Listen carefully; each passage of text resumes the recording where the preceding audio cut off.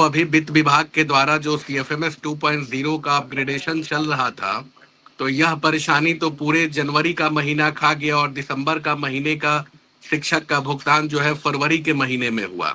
लेकिन मैं एक बात यह कहना चाहता हूं, या तो चलिए अच्छी अच्छी बात है कि वित्त विभाग जो है अपने सॉफ्टवेयर को बदल रहा है, लेकिन कम से कम उनको यह भी सोचना चाहिए कि जो हमारे शिक्षक हैं, जो हमारे वेतन पर निर्भर करते हैं, उनकी बहुत सारे बच्चों का लोन होता है, पढ़ाई की बातें होती है, मेडिसिन का पैसा होता है, रेंट होता है, बाहर में रहते हैं और बच्चों को पढ़ाते हैं, उनकी पूरी जीवन जो है वो वेतन पे ही निर्भर करती है। आप अभी देख रही होंगी कि 1 जनवरी से 7 जनवरी के बीच में जो सक्षमता वन उत्तीर्ण शिक्षक थे उनको योगदान करने की बात सामने आई थी और सभी शिक्षकों ने योगदान कर लिया। लेकिन बहुत जिला का जो पदाधिकारी लोग हैं, जो जिला शिक्षा पदाधिकारी हैं, जिला कार्यक्रम पदाधिकारी हैं, उनके द्वारा जो है अब तक जिला में उनका प्राण जनरेशन तक का कार्यक्रम नहीं हो पाया है। अब बताइए कि जब प्राण जनरेशन अब तक नहीं हो पाया, पिछला महीना सारा शिक्षक आपको परेशान था वित्त विभाग के सीएफएमएस 2.0 सॉफ्टवेयर को लेके, और इन पदाधिकारियों के द्वारा अब तक उनकी प्रक्रिया पूरी नहीं कर की गई है। बहुत सारे जिला तो अभी इतने पीछे हैं कि उन्होंने अभी तक शुरू भी नहीं किया है। तो हम तो आपके माध्यम से शिक्षा विभाग के उच्च स्तरीय पदाधिकारी का भी ध्यान आकृष्ट करना चाह रहे हैं कि आज हम लोग 17 फरवरी पे बैठे हुए हैं और बताइए जनवरी महीने का वेतन, दिसंबर महीने का बहुत सारे जिला ने अभी तक भुगतान नहीं कर पाया है। हमारे एचआरएमएस के माध्यम से भी कुछ पुराने शिक्षकों का वेतन भुगतान होता है, वो भी नहीं हो पाए। कई कैटेगराइजेशन है उनके वेतन भुगतान करने का, नियोजित शिक्षक का नहीं हो पाया। तो इस पे जो है कम से कम सरकार को गंभीरता से देखना चाहिए, क्योंकि सरकार अपने स्तर से तो विभाग को कहती भी है और राशि भी जब पर्याप्त है, उपलब्ध पड़ा हुआ है। आप देखिए कि मदरसा के शिक्षकों का अब तक जो है भुगतान नहीं हो पाया, संस्कृत विद्यालय के शिक्षकों का अब तक भुगतान नहीं हो पाया है, अलॉटमेंट उनके यहाँ नहीं पहुंच पा रही है। तो यह तो बिल्कुल गंभीर समस्या है ना। मान लीजिए किसी के पिताजी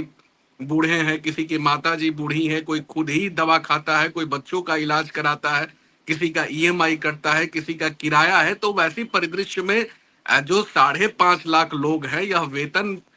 माननीय सुप्रीम कोर्ट भी कहता है कि वेतन किसी शिक्षक का या किसी का निजी नहीं होता, उनका परिवार का उस वेतन पे अधिकार होता है, उनके परिवार के लिए वो दिया जाता है। तो कम बिल्कुल से कम शिक्षा विभाग के उच्च स्तरीय पदाधिकारी को इन बातों पे तुरंत संज्ञान लेना चाहिए। और मैं तो यही कहूंगा कि जिन भी जिला में प्राण का जनरेशन का कार्यक्रम नहीं हुआ है उसको यथाशीघ्र कराइए और उनके वेतन का भुगतान जल्द से जल्द कराइए। बिल्कुल। और देखिए आनंद पुष्कर जी, चूंकि आप शिक्षक नेता हैं, ऐसे में लोगों को उम्मीदें हैं आपसे और कई बार आपने समस्याओं का समाधान भी किया है। तो क्या इस वेतन को लेकर आपकी किसी से बातचीत हो पाई है, किसी बड़े स्तरीय नेता से, कि आखिर क्या समस्या आ रही है, क्यों भुगतान नहीं किया जा रहा वेतन का? मैंने अपर मुख्य सचिव को भी और सरकार के माननीय मंत्री को भी संज्ञान में दिया है कि जल्द से जल्द जिन जिला में अगर भुगतान नहीं हो पा रहा है, प्राण जनरेशन का कार्यक्रम नहीं हो पा रहा है, उस पर यथाशीघ्र संज्ञान लेना चाहिए और वैसे जिला के जो पदाधिकारी हैं उनको यथाशीघ्र निर्देश देना चाहिए कि उन प्रक्रियाओं का पालन जल्द से जल्द कराएं, ताकि शिक्षकों के द्वारा जो लंबित उनकी भुगतान पड़ी हुई है उनके भुगतान को क्लियर किया जाए। और संस्कृत और मदरसा विद्यालयों के शिक्षकों के अलॉटमेंट के लिए भी मैंने लिख के भी शिक्षा विभाग के उच्च स्तरीय पदाधिकारी को दिया है और उन्होंने कहा भी था कि इस बार जो सॉफ्टवेयर की परेशानी चल रही है सीएफएमएस 2.0 का, यह जैसे परेशानी दूर हो चुका है, बहुत हो भी चुका है, क्योंकि हजारों तरह के बिल उसमें बनते हैं।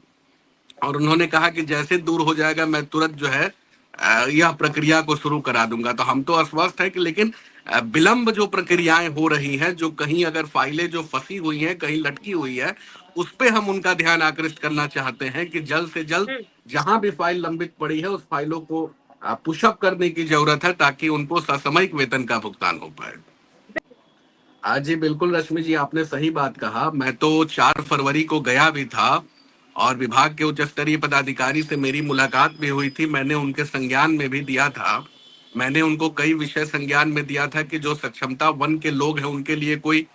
वो तो अपने विद्यालय में योगदान कर चुके हैं, कार्य भी कर रहे हैं, लेकिन जो 57-58 हजार हमारे जो सक्षमता 2 वाले जो लोग हैं, जो सक्षमता 2 वाले लोग क्वालिफाई करके बैठे हुए हैं और उनके लिए भी एक दिशा निर्देश मैंने मांग किया था कि जल्द से जल्द गाइडलाइन जारी कर दीजिए, क्योंकि नए सिरे से आपको कुछ नया स्वरूप बनाना नहीं है। सक्षमता वन का स्वरूप बना हुआ है, उसी आधार पे बस आपको विद्यालय में योगदान करा लेना है। तो मैंने उनको यह संज्ञान में दिया था, और मेरे संज्ञान में देने के बाद ही जो है 4 को मैंने दिया, और तुरंत जो छूटे हुए सक्षमता 2 के जो शिक्षक थे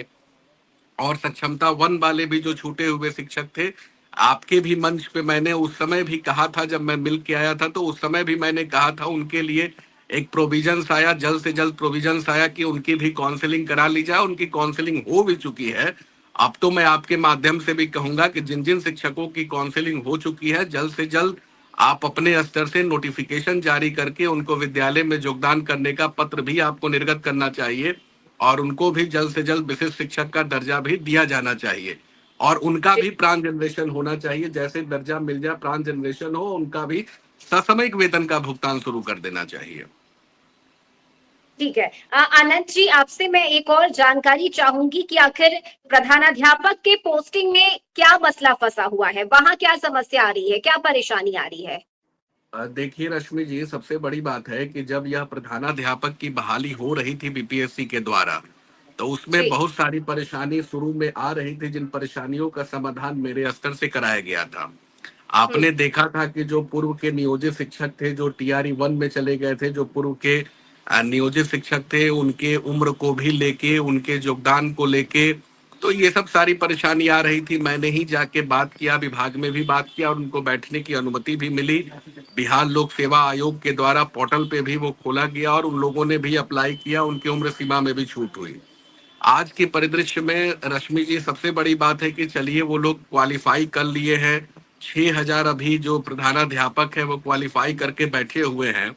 और जब उन लोगों ने क्वालिफाई करके और काउंसलिंग करा लिया, तो मैंने लिखित रूप से भी माननीय शिक्षा मंत्री जी को भी दिया था, और माननीय शिक्षा मंत्री जी ने भी कहा था, मैं तो धन्यवाद देता हूं माननीय शिक्षा मंत्री महोदय का,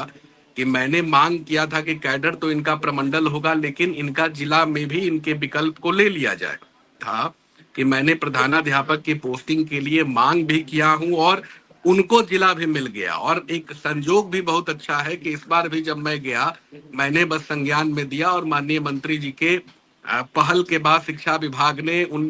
प्रधानाध्यापक के लिए प्रोविजंस लाया, उनसे जिले का विकल्प ले लिया गया। अब सब शिक्षकों ने अपने 3 जिले का विकल्प, अपने प्रमंडल के साथ में 3 जिले का विकल्प उन्होंने दे दिया है। एक अच्छी पहल है, इसके लिए मैं शिक्षा विभाग के माननीय शिक्षा मंत्री जी को भी धन्यवाद देता हूं, और उच्च स्तरीय पदाधिकारी को भी धन्यवाद देता हूं, जो इन्होंने इनके हित के बारे में सोचा। लेकिन एक बात यहाँ पे रश्मि जी आ रही है कि जिला तो उनको मिल गया, और ऐसे जी। अभी शिक्षकों की संख्या भी बहुत ज्यादा नहीं है, बहुत सारे विद्यालय अभी खाली भी पड़े हुए हैं। तो मुझे लगता है कि विभाग को एक सहानुभूति पूर्वक एक और मसले में विचार करने की नित्यांत आवश्यकता पड़ी है, कि बहुत सारे राजकीयकृत प्रोजेक्ट विद्यालय ऐसे हैं जो अभी भी खाली पड़े हुए हैं। उन राजकीयकृत विद्यालयों में, क्योंकि जिला का रेडियस भी बहुत ज्यादा होता है, आप जैसे छपरा का ही देख लीजिए, 18-19 को प्रखंड पड़ता है, सिवान में भी देख लीजिए, तो ऐसे बहुत सारे जिले हैं जहाँ प्रखंड भी ज्यादा है, दूरी भी बहुत ज्यादा है, और इन प्रधानाध्यापकों का जो सम्मानजनक वेतनमान होना चाहिए, वह सम्मानजनक वेतनमान इन लोग को दिया भी नहीं जा रहा है। 35,000 रुपए के बेसिक वेतनमान पे इन लोगों की अपॉइंटमेंट की जा रही है। तो मैं तो यही मांग करूंगा कि इनके वेतनमान में भी सुधार होना चाहिए, और इनके लिए जो है विद्यालय का विकल्प, जिला तो दे दिए, जिला के साथ साथ अब विद्यालय का भी अगर विकल्प हो जाता तो अपने नजदीक में रह के और ये काम करते। और माननीय मुख्यमंत्री जी की सरकार ने शिक्षकों के हर फैसले पे, हर समस्याओं पर विचार किया है, और विचार करने के बाद हम लोगों ने जितनी बातों को आज तक सरकार के समक्ष रखा है, सरकार ने उन सारे पहलुओं पर विचार किया है और उनकी समस्याओं का निराकरण भी किया है। हम सबों की मांग थी कि विशिष्ट शिक्षक को उनके जिला में देना चाहिए, उनके विद्यालय में पदस्थापित करना चाहिए, तो सरकार ने उस पर विचार किया, उनको उनके विद्यालय में पदस्थापित किया। तो अब जी। यही एक मांग हम लोगों की भी है कि कम से कम जिला मिल गया तो उनसे विद्यालय का विकल्प भी ले लेना चाहिए, और विद्यालय का विकल्प लेके अगर उनके मन अनुकूल जगह पे अगर उनको योगदान किया जाए, तो शिक्षा के माहौल में, गुणवत्ता के माहौल में बहुत सुधार होगी। और मैं तो बिल्कुल आश्वस्त भी हूं कि मैं तो इस विषय में पहल भी कर रहा हूं, और माननीय शिक्षा मंत्री जी का भी ध्यान इस ओर आकृष्ट करूंगा और धन्यवाद भी देता हूं कि उन्होंने जिला दिया है और लगातार सरकार भी कहती है कि मैंने दिया है और मैं ही दूंगा, तो अवश्य हम सबों को विश्वास है कि विद्यालय भी उनको मिलेगा। देखिए, TRE 3 का रिजल्ट दिए हुए भी एक लंबा समय हो गया है और उनकी भी काउंसलिंग हो चुकी है। मैं तो यही कहूंगा कि उनकी भी पदस्थापन जल्द से जल्द होना चाहिए, क्योंकि TRE 3 वाले लोग भी अभी प्रतीक्षा में बैठे हुए हैं, तो पदस्थापन उनका होना चाहिए। और दूसरा, रश्मि जी, एक बात और हम कहेंगे कि अभी एक ज्वलंत मुद्दा है एक स्थानांतरण का। तो हम लोग देख रहे हैं कि स्थानांतरण में भी 1,90,000 शिक्षकों ने अपना आवेदन को दिया है और शिक्षा विभाग के द्वारा उनके लिए एक पॉलिसी भी बनाई गई थी कि हम आपको स्पेशल ट्रांसफर्स का प्रोविजंस लाएंगे। तो खैर, स्पेशल ट्रांसफर्स के प्रोविजंस में मैंने देखा है कि कैंसर पीड़ित हो या हार्ट के मरीज हो, मानवीय आधार पे हो, पति पत्नी के आधार पे हो, दूरी के आधार पे हो, रुग्णता के आधार पे हो, यह प्रोविजंस हमने माननीय शिक्षा मंत्री जी को और माननीय मुख्यमंत्री जी को भी लिखित रूप से दिया था और मेरे लिख के देने के बाद यह प्रोविजंस भी बना कि उनको स्थानांतरण की नीति एक बनाई गई और ट्रांसफर का प्रोविजंस बना। लेकिन मैं विभाग के उन पदाधिकारियों को कहना भी चाहता हूं कि प्रतिदिन अखबारों में सुर्खियों में यह खबरें छपती है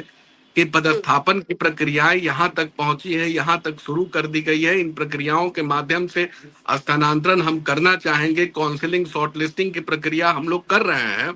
तो मैं तो यही आपके माध्यम से भी उन जो 16 स्तरीय समिति में जो टीम बनाई गई है उनको मैं कहना भी चाहता हूं और अपर मुख्य सचिव महोदय का भी ध्यान इस ओर आकृष्ट करना चाहता हूं कि जो